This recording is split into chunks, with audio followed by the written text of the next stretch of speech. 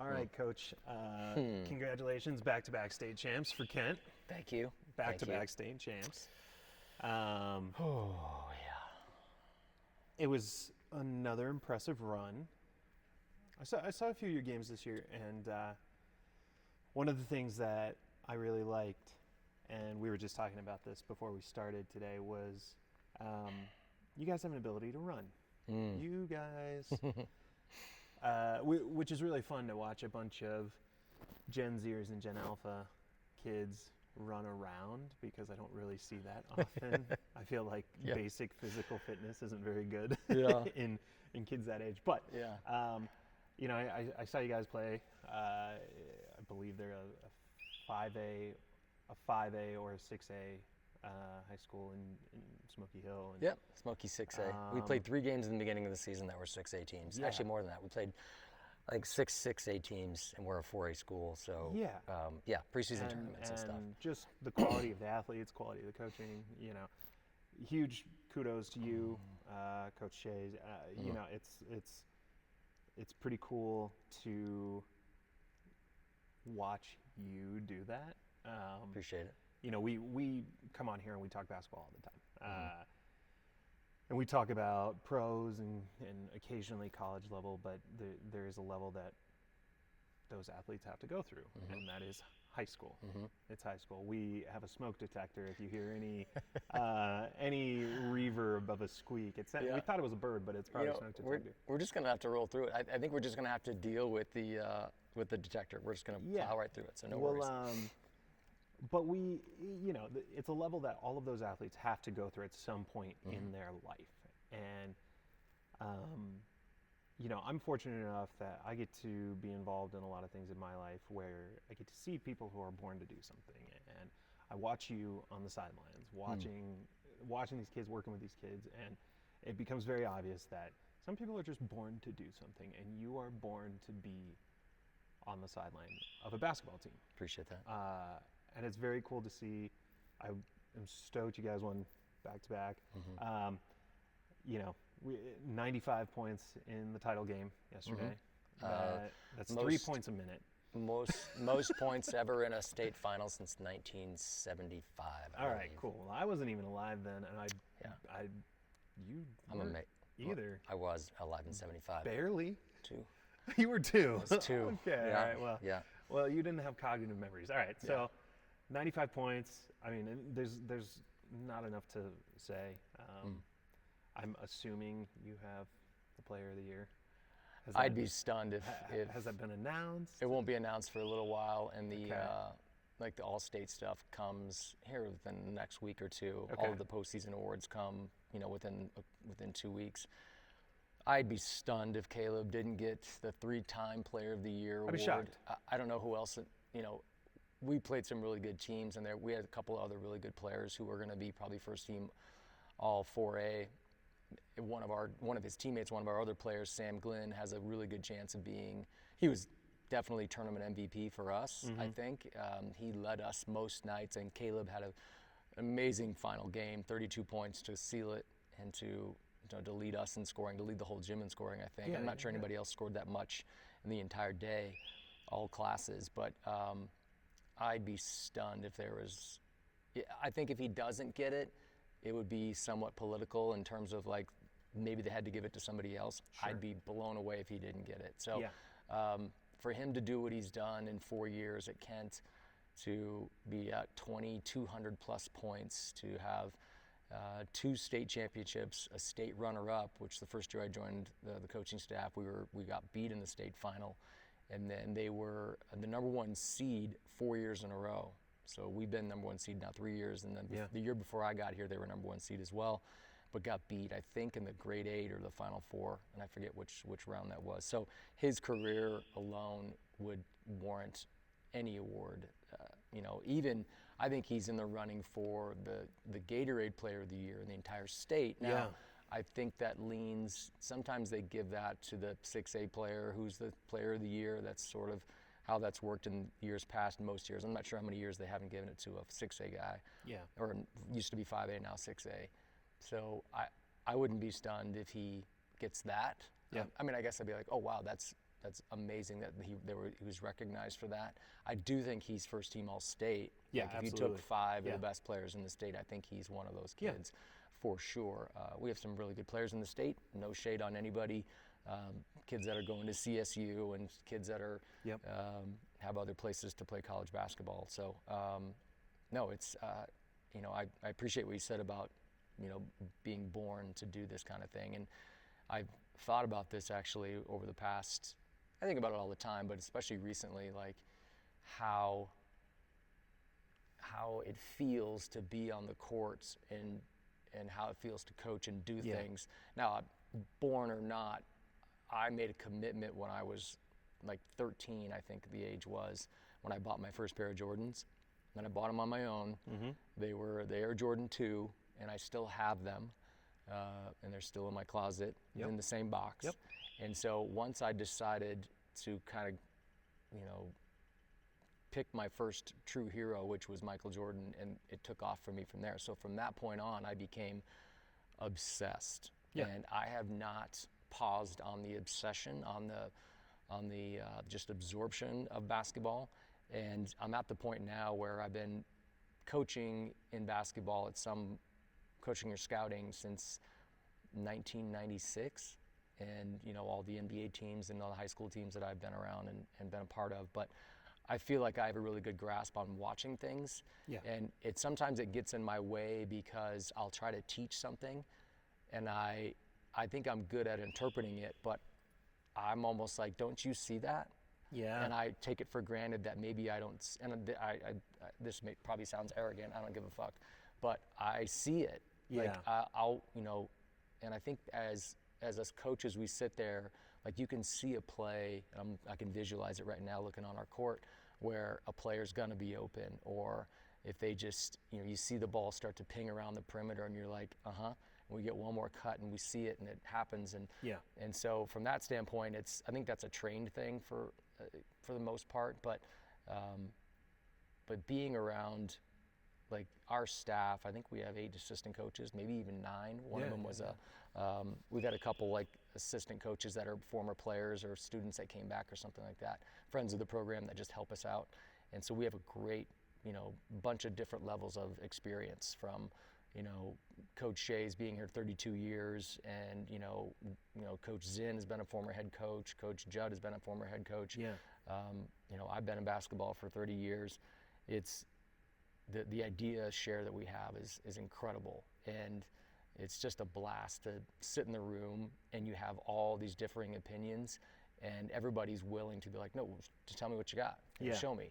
And so I think the willingness of our staff to get out of their own way, our own way, and this championship and last year's championship, I think truly was won years ago when Coach Shea's decided to start to play faster. Yeah. So back to your talk on speed, and this will peel into the NBA on this too. Yeah. But the speed decision, I almost watch basketball now and I'm like, why would you want to do it any differently? Totally. Yeah. And I'm a firm believer, and I've been like this for years, and being with Kent now.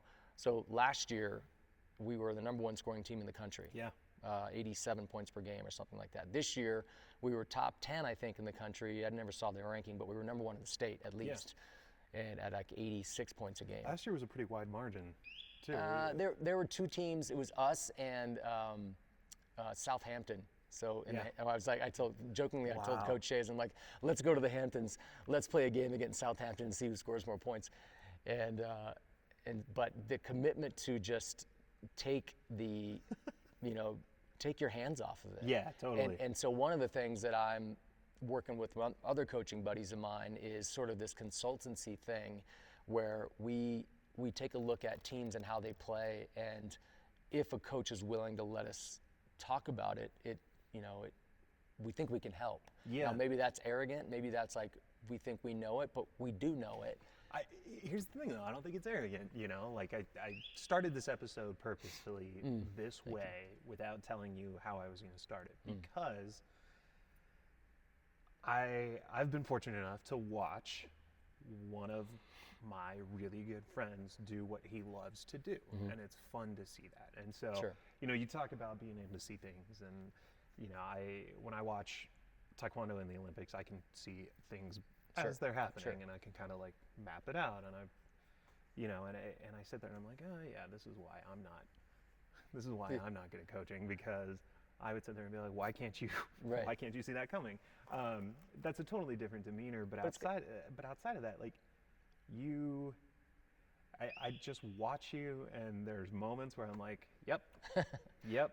Your semifinal game against Tidnith, there was a moment where there was a sequence of plays, and I could pull it up on YouTube and show you, but there was a moment where I was typing emails and I was watching the game, and I looked and I saw something happen, and I was like, and I was like, oh, Yeah. this is about to happen right now. Yeah. Like something, okay, Yeah. all right, cool.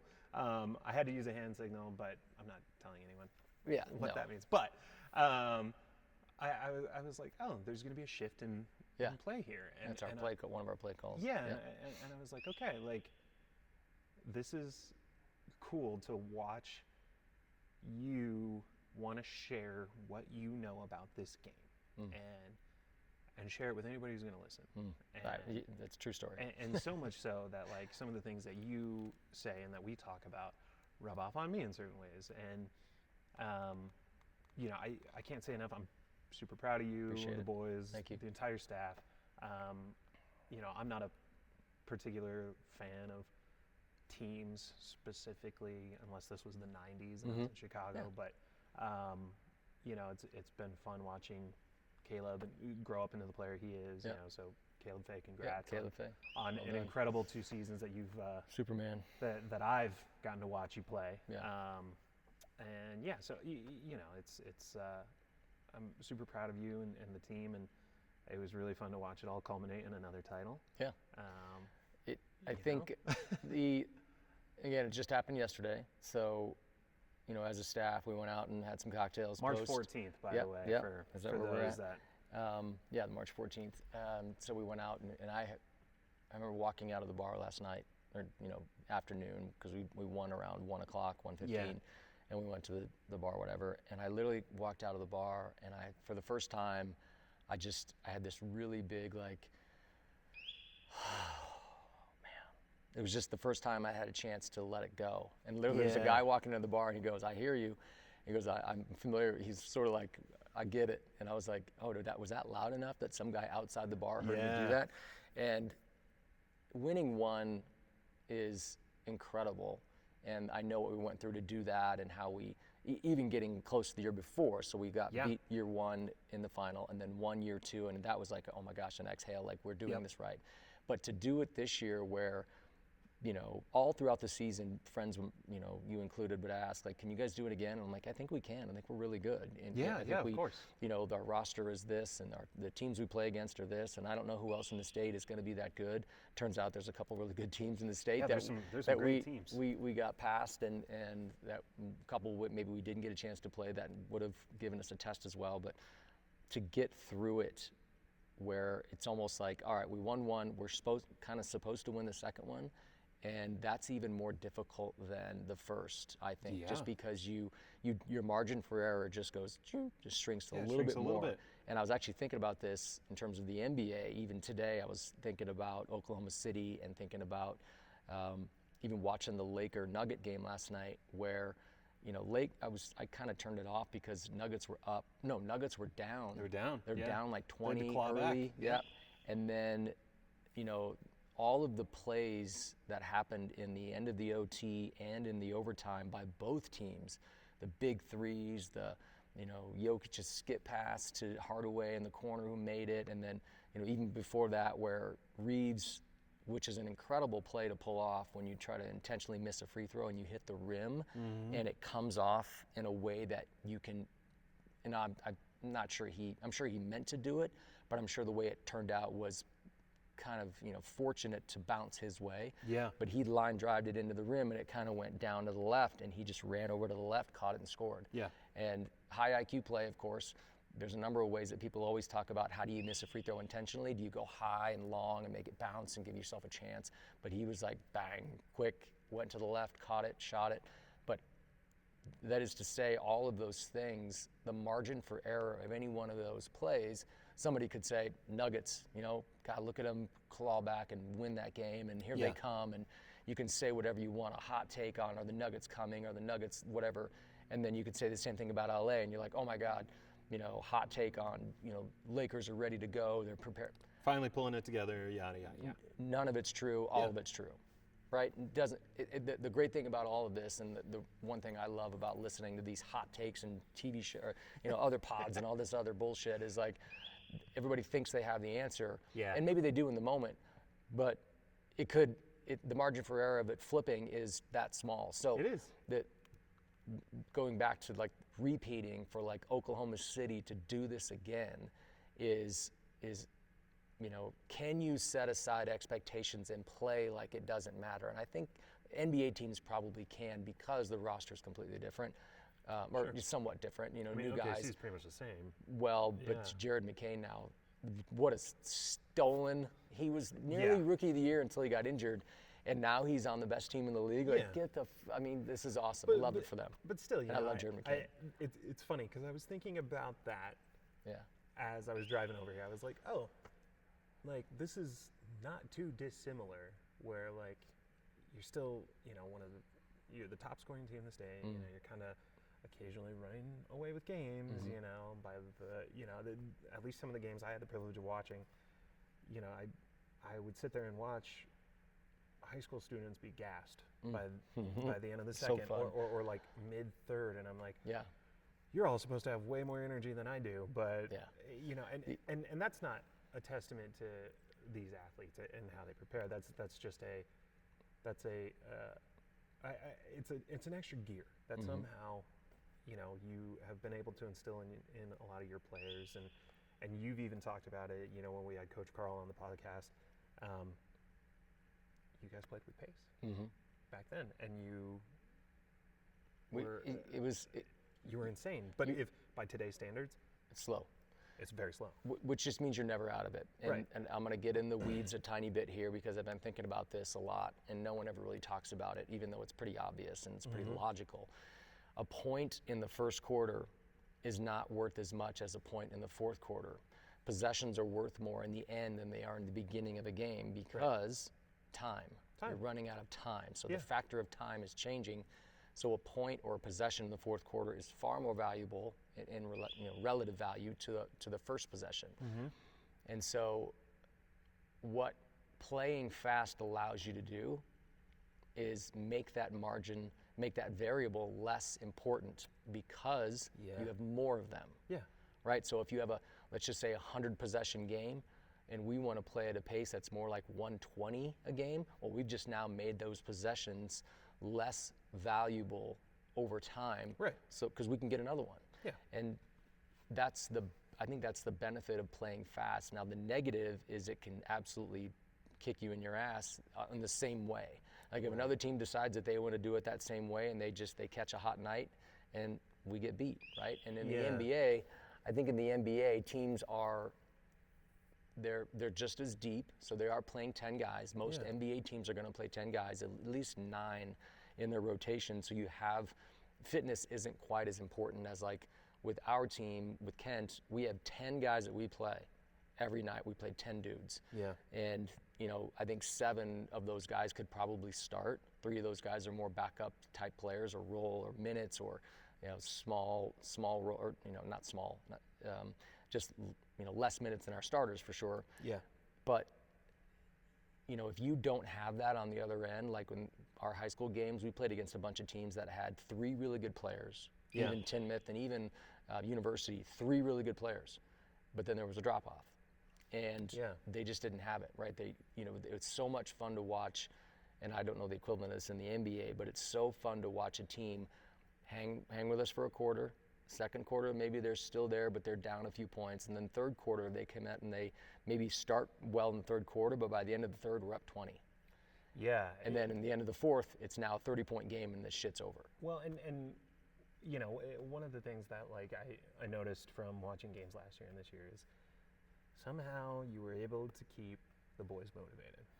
And when you're going for a back-to-back, sometimes that motivation sloughs off. And that's why I was thinking about it. Like, okay, OKC's attempting to do the same thing here. Now, it's not to say that they haven't gotten everybody's best during the regular season. You know, you're the champ. Everyone wants to give you their best. But there are some nights when teams are like, oh, no, we're not doing this tonight. If we're 82 games, that's reasonable. Yeah. Yeah. And so now it's like, okay, well, the playoffs are about to start. And in those games, especially if OKC draws San Antonio at some point, you know, prior to the Western Conference Finals, the Western Conference is such a nightmare. Like, I'm watching the standings do this every night because well, you're watching only 3 through 10 do that. Yeah, which is insane. 1 and 2 aren't moving. One and two are locked, which is so fun to watch. Like these two get like, no, we're not doing anything different. This is great. But you know, San Antonio obviously all season had a chip on their shoulder when they were playing OKC, which was interesting to watch. But all of a sudden, the expectation and the motivation, I think, starts to change when a team is ready to give OKC everything for a full series.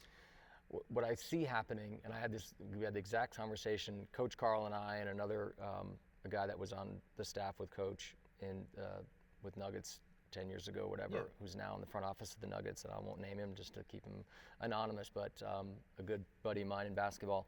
We were all kind of sitting around talking about how, you know, why there's a difference. Like what do they have versus, you know, the other thing. We were talking about fouls, we were talking about physicality, and we were talking about different things.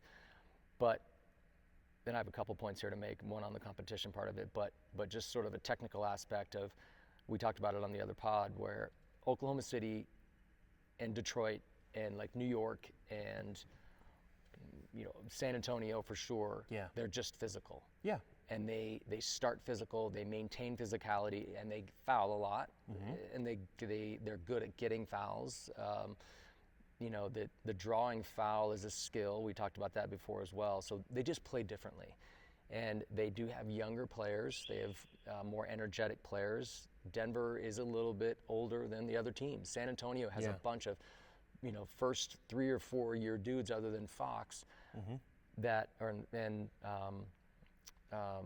the Carolina guy, I'm blanking on his name, Barnes. Oh, yeah. He's older, right? But everyone else, young and motivated and fast and athletic and has the energy for it. So that is to say, that's why they have separated themselves, because they do it in their own way, and the referees can't call it all. We talked about that already too.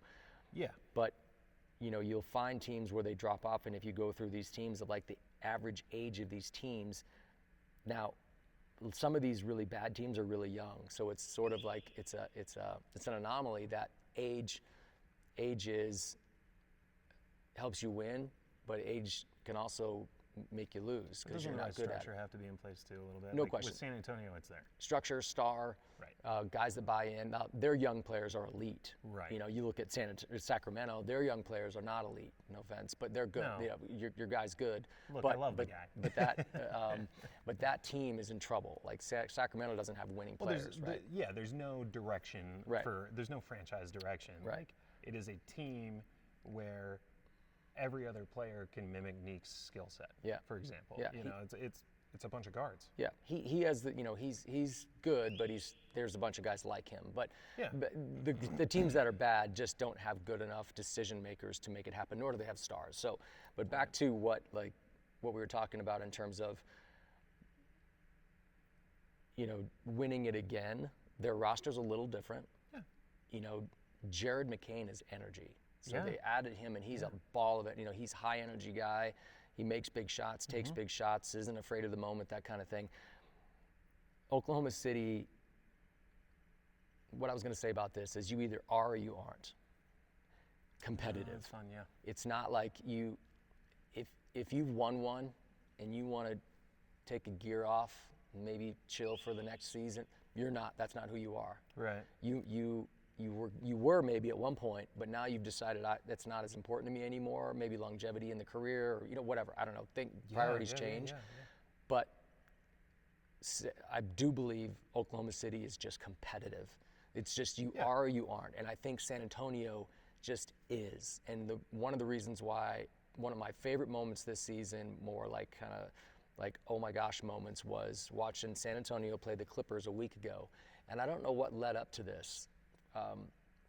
Wembanyama had a really good game. They beat Kawhi and the Clippers, and after the game, he's being interviewed and he's crying.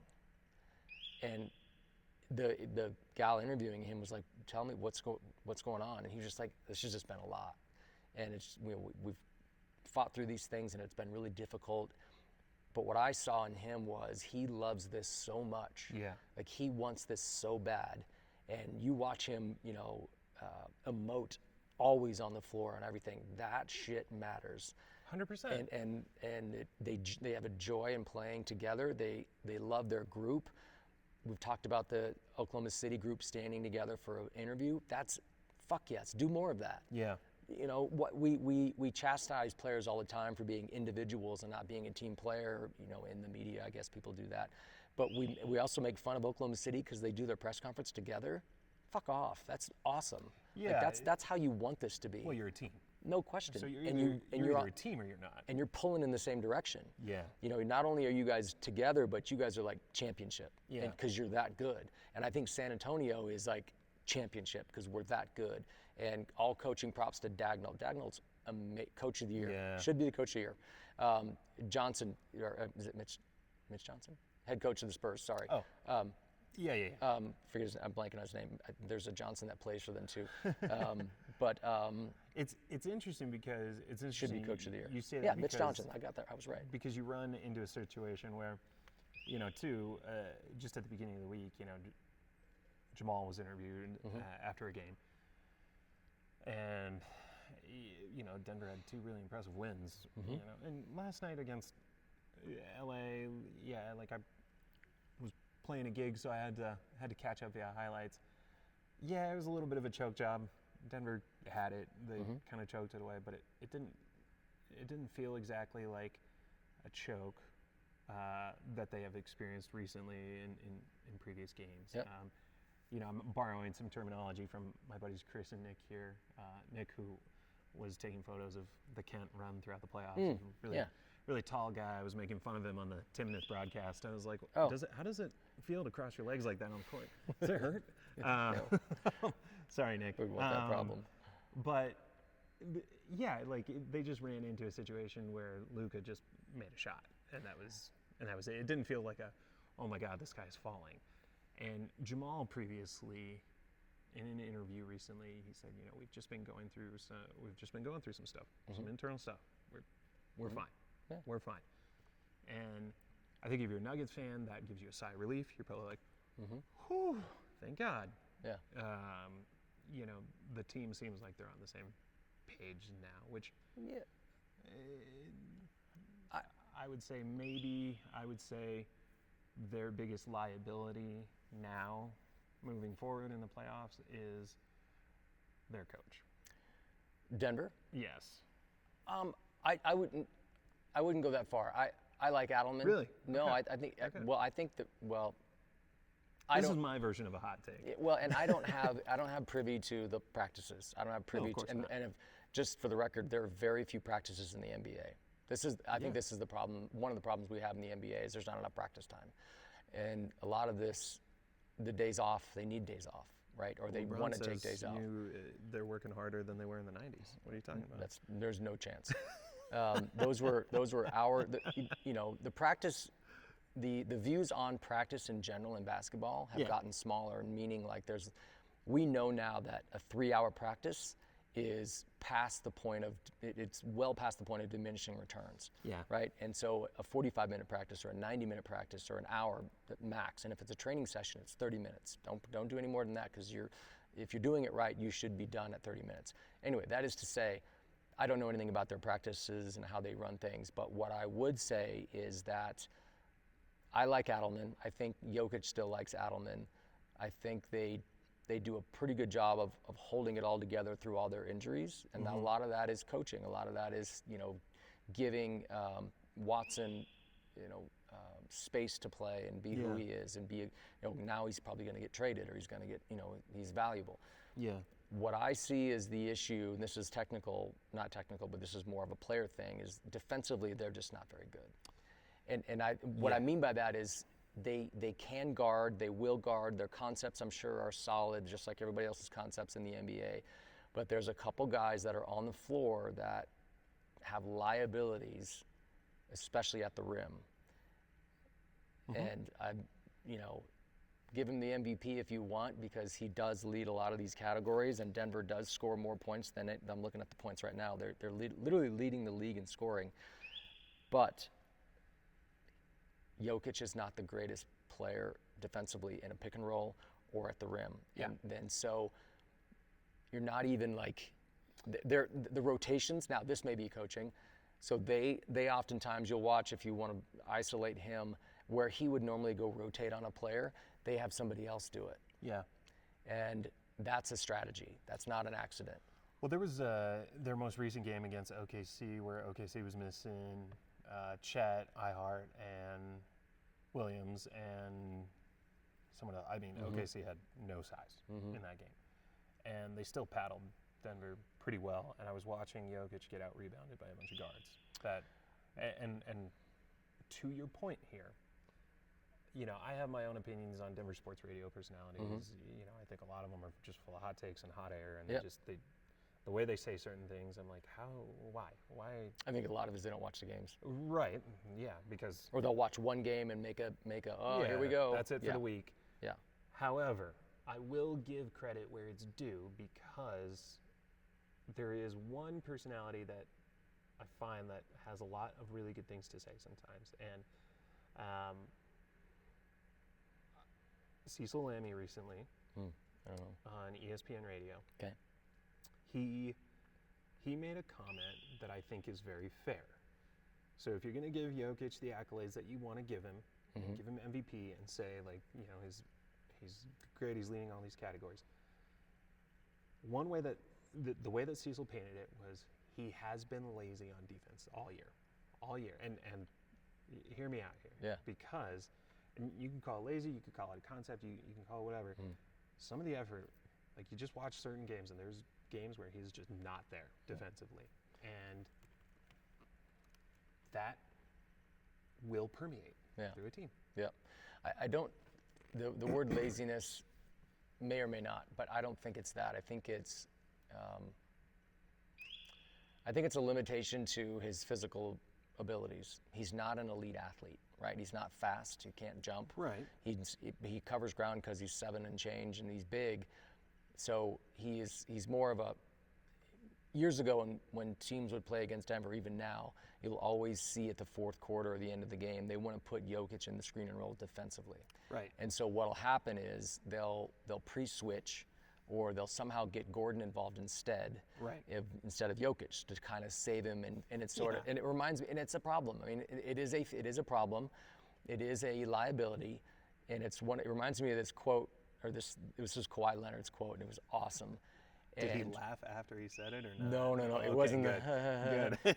He was basically like, some guy was on the court and they were supposed to switch everything. Yeah. And the coach said to Kawhi or something like, everybody except this guy switch. And Kawhi's like, we're supposed to switch everything. And he's like, yeah, but that guy is not, we don't want him switching. Right. And he goes, well, then get him the fuck off the court. Right, absolutely. Like, get him out of here then, or something like that. He was like, basically, if you can't do what it is you want us to do, then get the fuck out. And I get it. Look, I agree with that, because... However, you have to have him on the floor. Right. Jokic has to stay on the floor. Jokic has to stay on the floor. You can't sub him Denver out. can't take him off. But when I watch a game and watch Jokic get out rebounded by SGA... Here's one thing. There's an effort problem there No question. Here's the one thing about rebounding. And people come at me, I love this, please do. It's irrelevant until the fourth quarter. Yeah, this was in the fourth quarter. Completely irrelevant. And then it's really only, rebounding is not something, you could work on rebounding all day long.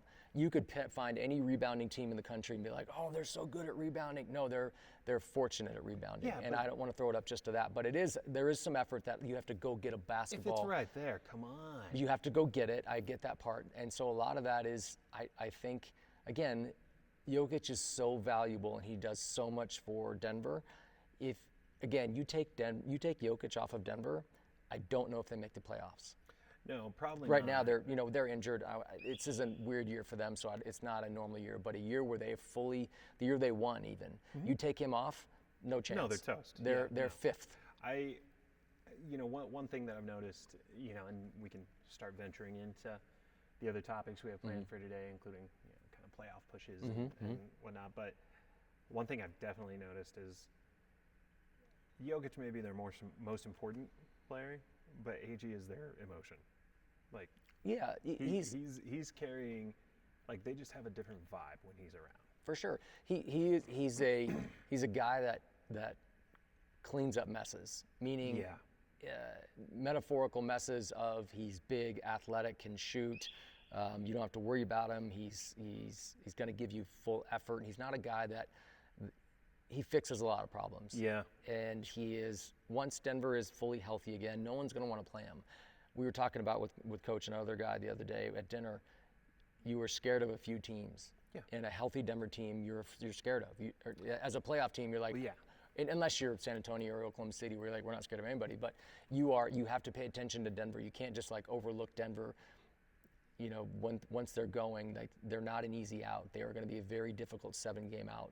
In the way they're now, like the guys that are playing right now, I think they're a difficult 7-game out because Jokic will always be pretty good. And in the playoffs, there's more rest. There's more time to figure it out. It's just different. Just, I always talk about just get in the tournament. Yeah. You imagine Denver as an 8 seed? Amazing. Like like Oklahoma City, Denver, round 1. Fuck yes, let's go. Yeah, let's do it. How fun would that be? And you couldn't say, oh, they're Oklahoma City's favored. No, they're not.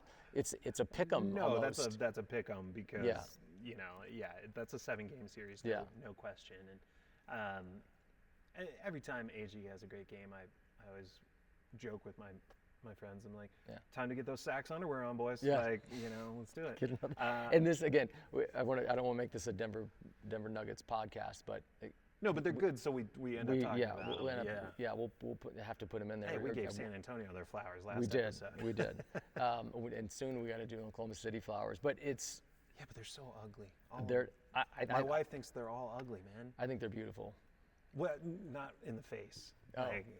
Well, but I think the way that they play is beautiful. I think that I love how they play. That's great. Keep the wide view on them so that my wife doesn't have to see Chet's face because she's like, one of these days we'll sit and watch as a team, and I'll show you how good they are at finding. So the one thing Oklahoma City. We'll broadcast that. We'll stream that. Oklahoma City doesn't take bad shots.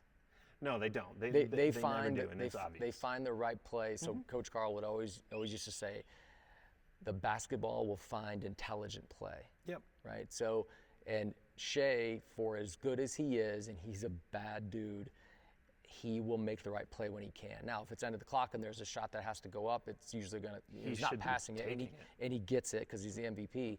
But he will, for the most part, he'll make the right play, and it's beautiful to watch. They just don't take bad shots, which is why they score more than others and why their differential is better. Their defense is better. Their personnel is better. Like they just get it. They're guys that come off the bench, like they're I'm blanking now on the former Laker now, who's their guy with the headband. Caruso? I love Caruso. I'm always blanking on names. But Caruso is so good at leading the second team or second unit and what they do, and he's their asshole. And they have a bunch of assholes. Yeah, totally. And keep in mind, there's a lot of assholes on that team, but he is definitely one of them. Oh, he's their asshole. Got a little bit of a wind picking up. Or maybe that's the HVAC. I thought something was going on outside. No, God dang. So anyway. as we push into playoff pushes, where you see things landing, how's this shake out for you now? Well, thankfully I have it in front of me. So Oklahoma City and San Antonio are 1-2, and 7 games behind them is the Lakers. Yep.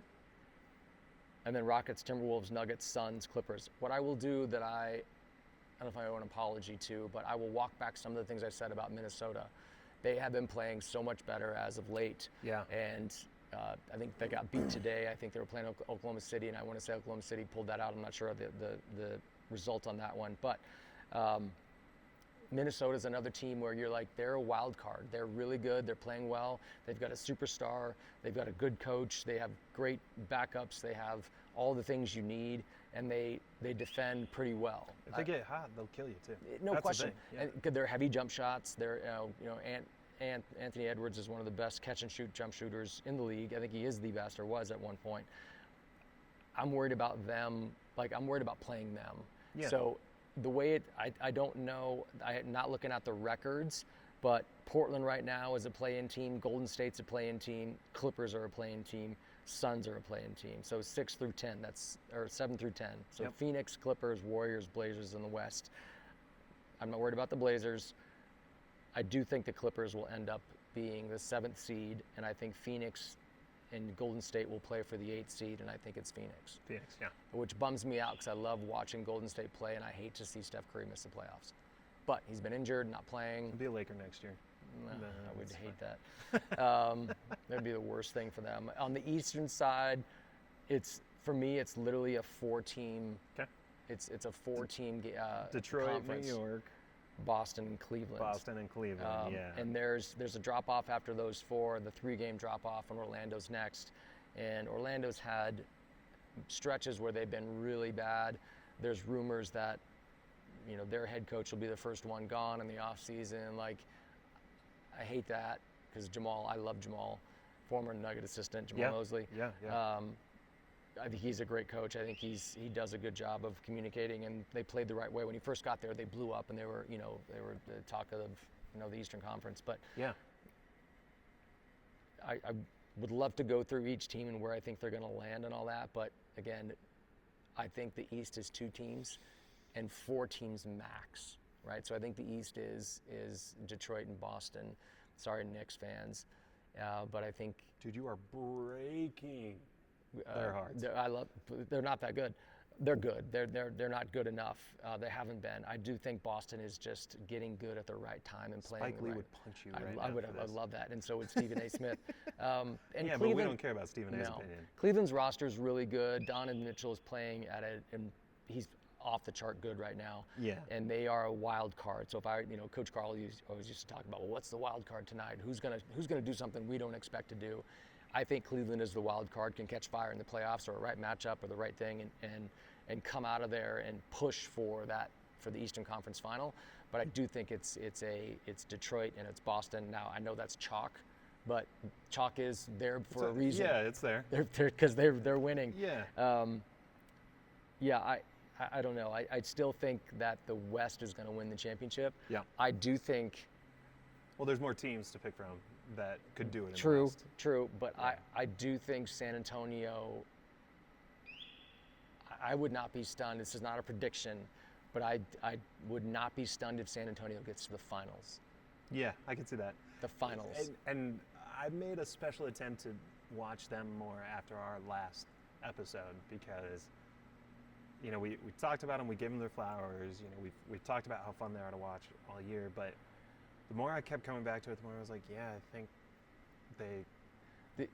think if OKC is going to have a really hard time with anyone, it will be San Antonio. Yeah. San Antonio's made it a point to let them know we're not afraid of you, and we will come and take it from you. I forget what I said last time about Wembanyama, and maybe if we did do this or didn't, I don't care. If I did it, it needs to be said again.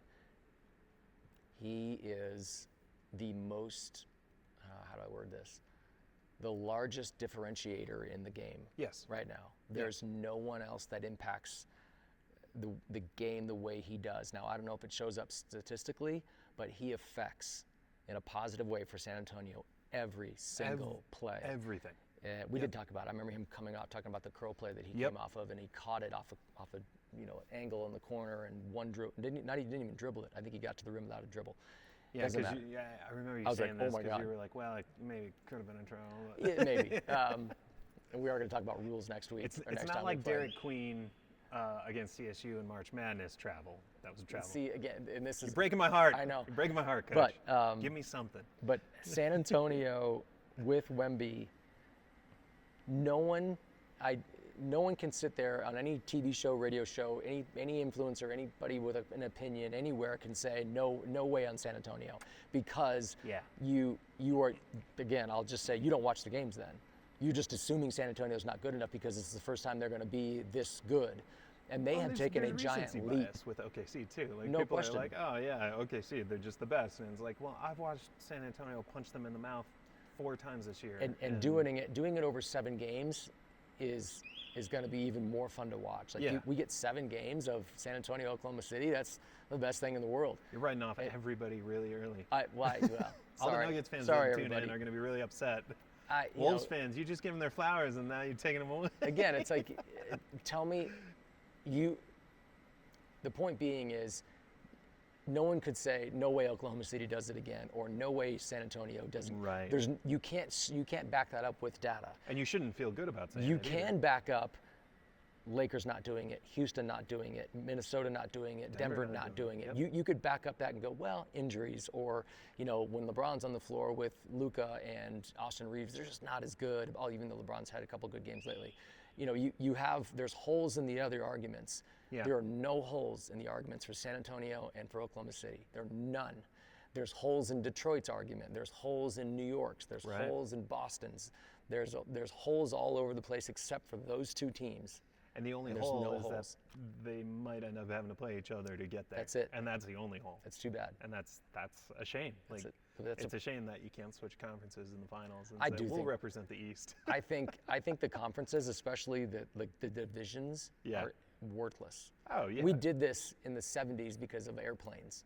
Yeah. Right now, we're talking about putting NBA Europe, or putting a team in Mexico City, or putting a team. They used to talk about putting a team in London. Yeah. At what point? Aren't there teams playing in Germany next year? Probably. They've been going abroad a lot, which is great. I love that. But my point is, I would love to see once the playoffs are all in, all 16 teams are in, re-rack it. I don't want to do East-West. I love that. Just play 1 through 16, play a tournament. Based on record. Based on record. Yep. And you would get, I think it'd be more fun. You get better ball. Yeah, it's ridiculous to me that, we would have these. Now, they'd have to change the regular season schedule, because as it stands now, Western Conference teams play each other 4 times and then East twice. Yeah. Play everybody the same amount of times. So what is it, everybody, maybe 3 games on everybody, if that works out the math? I have no idea. Well, that's what... Give or take a few games here and there. But not that many sports should take a lesson from Major League Baseball, but Major League Baseball made it so that you play your divisional teams less. And so those games mean more now, but you play everybody else a healthier amount of times. Yep. And so... Yeah, that's fascinating. I would love to see that. That's on our What If episode coming in the future, where we revisit trades that should have happened and should not have happened. That's on the episode of If I Were Commissioner, This Is What I Would Do.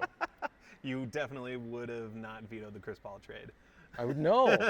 Would love to see Chris Paul in LA. Are you kidding me? In 2000 and whatever it was, 7, 8, when Chris Paul was a bad motherfucker. Like, he was the best point guard in the league. And now the point guards, this is for the next episode too, the point guard is going away. Yep. We're losing the point guard. It's been gone for a while. Sorry. And that's me. I have a bias. I have a point guard bias. But now I'm like, no, let the big guy handle it. All right. I want some. Yeah. Well, thanks for tuning in, everyone. Catch you next time. See you guys.